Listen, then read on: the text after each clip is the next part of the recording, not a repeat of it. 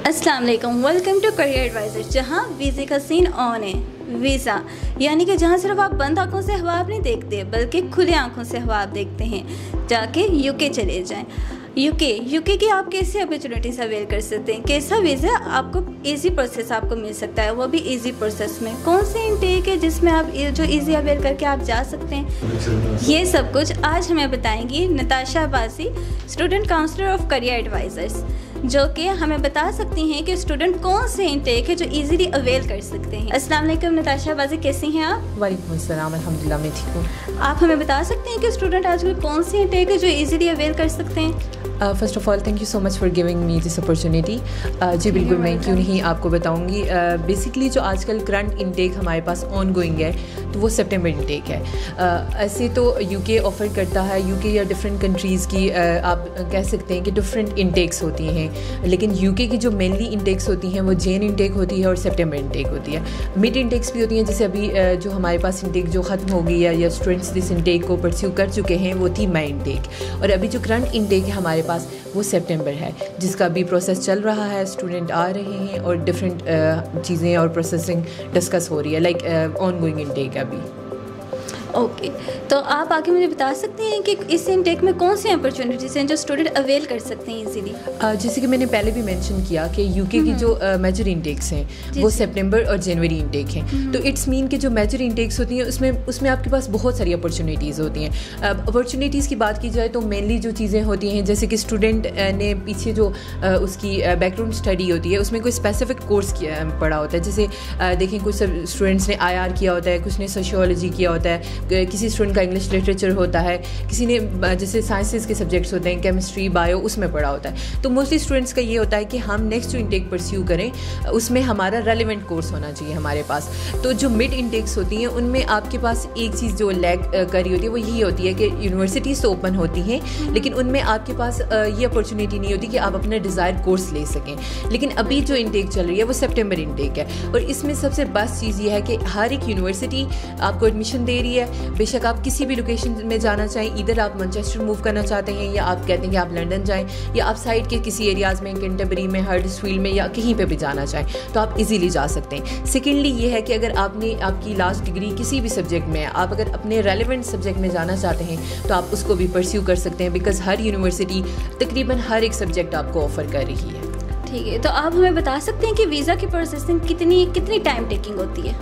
अभी अगर मैं आपको आपसे बात करूं इस बारे में तो इसमें ये है कि जैसे अभी सितंबर इनटेक है तो आई सजेस्ट कि स्टूडेंट अभी ही डिसीजन ले लें, बिकॉज़ जितना जल्दी और जितना टाइमली आप चीज़ों को लेकर चलेंगे उतना ज़्यादा अच्छा होता है। वीज़ा प्रोसेसिंग बेसिकली अभी हम चूँकि यूके की बात कर रहे हैं, तो अगर मैं यूके की बात करूँ तो उसका इतना ज़्यादा टाइम टेकिंग तो प्रोसेस नहीं होता, बट स्टिल मैं ये सजेस्ट करूँगी स्टूडेंट्स को कि अगर आप जाना चाह रहे हैं यूके में और वो भी सितंबर इनटेक में, तो it's a best time for you.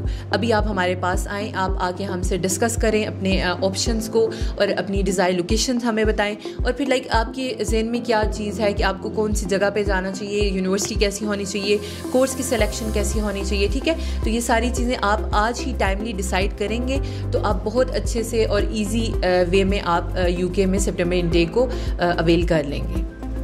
अच्छा, आप मुझे बता सकते हैं कि वीज़ा रिजेक्शन, जो कि काफ़ी स्टूडेंट क्वेश्चंस करते हैं कि वीज़ा रिजेक्शंस के तो इश्यूज़ बन जाते हैं और वो डरते हैं कि हम इस इनटेक में हम अवेल करेंगे ये वाली इनटेक, तो आगे हमारे लिए कोई इशू ना बन जाए, वीज़ा रिजेक्शन ना आ जाए, उसके बारे में थोड़ा बता सकते हैं हमें? अच्छा, सबसे जो मेन चीज़ है, देखें, वीज़ा रिजेक्शन ऐसे नहीं होता कि लाइक हम कहें कि आपने सारी प्रोफाइल भी स्टूडेंट की अच्छी थी यूनिवर्सिटी में, आपने इसकी डॉक्यूमेंटेशन भी एक राइट वे के थ्रू की और सारा कुछ मतलब ठीक हुआ और फिर जाके स्टूडेंट का वीज़ा रिजेक्ट हो गया। It's not the case, because देखिए एक प्रॉपर वे में आपका प्रोसेस होता है। ठीक है, पहले आपकी प्रोफाइल बनती है, फिर वो यूनिवर्सिटी तक जाती है, फिर यूनिवर्सिटी उसको एक्सेप्ट करती है, देन यूनिवर्सिटी आपको ऑफर लेटर देती है, उसके बाद फिर आप फर्दर प्रोसेसिंग करते हैं, स्टेटमेंट रखवाते हैं। ठीक है, आप अपनी फ़ी वगैरह पे करते हैं, इनिशियल डिपॉजिट देते हैं, देन आप एम्बेसी की फ़ी देते हैं और देन आपका वीज़ा आता है। अब इसमें ये बात भी आपकी बचा है कि लाइक आता है वीज़ा, मतलब बहुत सारे लोगों के वीज़ा रिजेक्शन आता है, तो वो किस बेस पे आता है? ठीक है, उसकी कुछ रीज़न्स हैं। एक तो रीज़न ये होती है कि जैसे कभी अगर आपका कोई एम्बेसी इंटरव्यू हो जाए, ठीक है, जैसे डिफरेंट यूनिवर्सिटीज़ हैं, वो स्टूडेंट स्टूडेंट्स को एम्बेसी में वो किसी भी बेस पे एम्बेसी इंटरव्यू आपका हो सकता है, कुछ उन्हें अगर आपकी डॉक्यूमेंटेशन में डाउट हो उस वजह से भी हो सकता है। और कभी कभार ये होता है कि यूनिवर्सिटीज़ भी एम्बेसी को कहती हैं कि वो उनका ये होता है बेसिकली कि क्या स्टूडेंट हमारी यूनिवर्सिटी के क्राइटेरिया पे पूरा उतर रहा है या नहीं रहा, तो इस वजह से वो क्या करते हैं कि एम्बेसी इंटरव्यू कंडक्ट करवाते हैं। तो अगर खुदा न खास्ता आपका वो एम्बेसी इंटरव्यू रह जाता है देन आपका वीज़ा जो है तो रिजेक्ट होने के चांसेस होते हैं, ठीक है। सेकेंडली ये होता है कि एक मेन चीज़ जो होती है जो यूके की प्रोसेसिंग में, या आप कह सकते हैं कि आपकी वीज़ा के रिजेक्शन में जो रोल प्ले करती है वो होती है आपकी बैंक स्टेटमेंट। मोस्टली ये होता है कि मोस्टली तो नहीं हम कह सकते, बट जैसे कुछ लोग होते हैं जैसे आप इन्वेस्टर से लेते हैं, या मतलब कभी कभार अगर आपके साथ कोई उस सेंस में कोई स्कैम हो जाए, स्कैम इन द सेंस के आपके अकाउंट में कोई पैसे हैं नहीं और ऐसे ही आपको बताया जाए, तो फिर ओब्वियसली जो एम्बेसी है वो आपकी बैंक स्टेटमेंट वेरीफाई करती है। तो अगर वो वेरिफिकेशन आपकी नहीं हो पाती तो उस केस में वो आपका वीज़ा रिजेक्ट कर सकते हैं, ठीक है। या फिर थर्डली ये होता है कि जैसे हमारे डॉक्यूमेंट्स होते हैं तो वो भी आपके ना प्रॉपर होने चाहिए, कोई उसमें ऐसी चीज़ नहीं होना चाहिए कि डॉक्यूमेंटेशन की वजह से आपको कहीं कोई हर्डल फेस करनी पड़े। तो ये कुछ रीज़न्स हैं जिसकी वजह से वीज़ा रिजेक्ट होता है, अदरवाइज़ ये कोई इशू नहीं है। अगर आप एक प्रॉपर वे में चीज़ों को लेके चलेंगे तो इस तरह का कोई इशू आपको फेस नहीं करना पड़ेगा। तो आप मुझे बता सकते हैं कि जो स्टूडेंट्स होते हैं वो काफ़ी कंफ्यूज होते हैं इस मामले में कि एम्बेसी है, एम्बेसी का इंटरव्यू देंगे हम, पता नहीं एम्बेसी कैसे क्वेश्चंस करेगी हमारे साथ, और साथ ये कि एम्बेसी का जो इंटरव्यू है वो सब स्टूडेंट्स का होता है या कि कुछ स्टूडेंट्स का होता है? बिल्कुल, ये एक बहुत ज़रूरी चीज़ है जो हमें डिस्कस करनी चाहिए, बिकॉज ये एक फोबिया भी है। मैं पहले बता दूँ कि वो ना स्टूडेंट के जहन में एक स्केच बन गया होता है कि एम्बेसी इंटरव्यू हो गया तो बस फिर मैं नहीं क्लियर कर पाऊँगा। देखिए, जो एक स्टूडेंट होता है जिसने रेगुलर एजुकेशन हासिल की होती है, आपने एफएससी की होती है, उसके बाद आपने बीएस किया होता है, अगर आप एमएस के लिए जा रहे हैं, एफएससी की हुई है तो आप बीएस के लिए जा रहे हैं, तो मतलब आपने एक प्रॉपर एजुकेशन हासिल की हुई थी, आपके पास इतना नॉलेज होता है कि आप एक इंटरव्यू को क्लियर कर सकते हैं। इन बिफोर एम्बेसी इंटरव्यू में आपको ये भी बताना चाहूँगी कि आपकी यूनिवर्सिटीज़ के भी बहुत सारे इंटरव्यूज़ होते हैं। तो अगर आपने यूनिवर्सिटी का इंटरव्यू दिया हुआ है, जो आप वहाँ की इंस्ट्रक्टर्स के साथ, उनकी यूनिवर्सिटी की फैकल्टी के साथ आप हो रहा होता है आपका इंटरव्यू, तो वो अगर आप क्लियर कर लेते हैं तो embassy interview is not something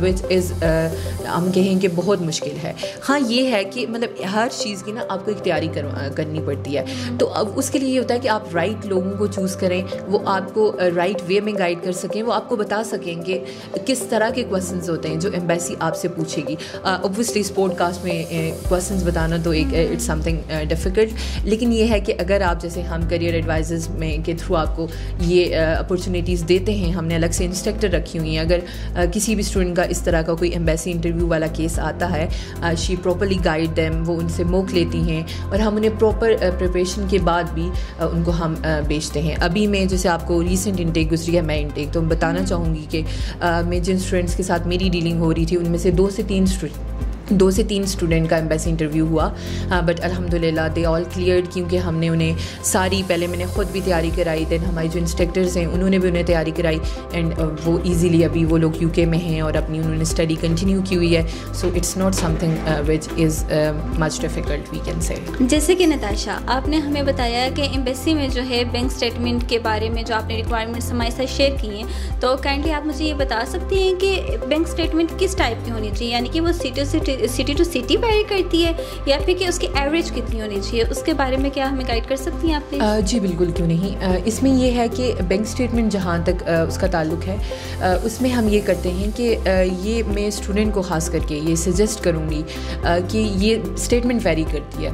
जैसे मैं इंटेक में हम बच्चों को जो स्टेटमेंट बता रहे थे अभी वो वेरी कर रही है, बिकॉज़ वो 2-3 चीज़ों पर डिपेंड करती है। एक तो आपको पता है कि पॉइंट्स के हिसाब से आपको स्टेटमेंट रखनी होती है, तो पॉइंट रेट आपका वेरी करता है, ठीक है। जैसे कि कुछ अर्सा पहले 350 तक था पाउंड रेट, बट टुडे अगर हम देखें तो 375 है, ठीक है। तो ये चीज़ भी मैटर करती है। और सेकेंडली ये है कि ऑब्वियसली जैसे आपने मेंशन किया कि लोकेशन वाइज वेरी करती है। जैसे इनर लंदन की जो यूनिवर्सिटीज़ हैं, तो ऑब्वियसली वहाँ पे आप जाएंगे तो वहाँ पे आपका जो एक्सपेंस होता है, ठीक है, तो वो ज़्यादा होता है एज़ कम्पेयर टू अगर आउटर लंदन की यूनिवर्सिटीज़ की हम बात करें तो वहाँ पर लिविंग एक्सपेंस कम होता है, तो स्टेटमेंट उसी के हिसाब से कैलकुलेट की जाती है। तो आई सजेस्ट कि आप जिसके पास भी जाएँ, इधर आप हमारे पास आ रहे हैं, आप किसी भी कंसल्टेंट के पास जा रहे हैं, ठीक है। तो आप उनको जब आप फ़ी डिपॉजिट करा रहे हैं तो आप उन्हें ये मस्ट पूछें कि लाइक हमें स्टेटमेंट कितनी मेंटेन करनी चाहिए। ये नहीं कि आप कहें कि मैंने पिछली इंटेक में डिस्कस किया था तो मुझे उन्होंने बताया था कि like you have to maintain 7 million statement और अभी भी मैं 7 मिलियन के रखवा देता हूँ। नहीं, ऐसा नहीं होता। आपको जब आप फ़ी डिपॉजिट कराएं, आप अपनी स्टेटमेंट मेंटेन करने मतलब लाइक स्टेटमेंट आप रखवा रहे हो तो आप ये चीज़ लाजमी अपने कंसल्टेंट से डिस्कस करें। वो आपको कैलकुलेट करके एक्यूरेट अमाउंट बताएंगे, वही आपने रखनी है, ताकि फिर बाद में ना आपके लिए इशू बने और ना ही हमारे लिए। So Natasha, my last question is कि स्टूडेंट्स इस सितंबर इंटेक को कैसे अवेल कर सकते हैं? What the way to approach the right consultant? तो काइंडली आप प्लीज़ ये हमें गाइड कर सकती हैं आप प्लीज़? Ji sure. इसमें यह है कि देखें, जैसे अगर मैं अपनी बात करूं तो आप हमें डिफरेंट वे से अप्रोच कर सकते हैं थ्रू और सोशल मीडिया पेजेस। आप हमें कांटेक्ट कर सकते हैं, हमारे कांटेक्ट नंबर्स मेंशन होते हैं, वहां से आप हमें कांटेक्ट कर सकते हैं। या फिर जैसे हमारे ऑफिसेज मौजूद हैं डिफरेंट डिस्ट्रिक्ट में, जैसे कि कश्मीर के डिफरेंट डिस्ट्रिक्ट में भी हैं, और अगर हम पाकिस्तान की बात करें तो यहाँ पर भी डिफरेंट एरियाज़ में हमारे ऑफिसेज हैं। आप हमें वहाँ पर अप्रोच कर सकते हैं, आप आ सकते हैं, अपना केस हमारे साथ डिस्कस कर सकते हैं। हम एक थॉरो डिस्कशन के बाद एक किसी फाइनल डिसीजन पे हम जाएंगे कि इस यूनिवर्सिटी को आपको परस्यू करना चाहिए और इसको नहीं करना चाहिए। एक और चीज़ मैं आखिर में ऐड करना चाहती हूँ कि जैसे अभी हमारी करंट इंटेक है सितंबर इंटेक, और आप सब लोगों ने जैसे सुना भी होगा कि बहुत सारी चेंजिंग आ रही हैं यूके के स्टडी वीज़ा में भी, जैसे कि वर्क वीज़ा कुछ लिमिटेड हो रहा है और साथ में कुछ और भी पॉलिसीज़ जो चेंज हो रही हैं। So it's a better time कि अगर आप चाहते हैं कि आप एक सक्सेसफुल हों और साथ में ये है कि आप अपनी फर्दर स्टडीज़ को यूके से परस्यू करें और वहाँ रहना चाहते हैं आप, तो it's a better time for you कि आप हमें अप्रोच करें, हमसे कांटेक्ट करें। हम आपको फुल कंसल्टेशन और वो भी फ्री ऑफ कास्ट आपको प्रोवाइड करेंगे। जितनी हम आपको असिस्ट कर सके we will. Thank you so much. Thank you so much Tasha for the guidance. अब तो मुझे लगता है कि स्टूडेंट्स से काफ़ी प्रॉब्लम का सोल्यूशन मिल गया होगा।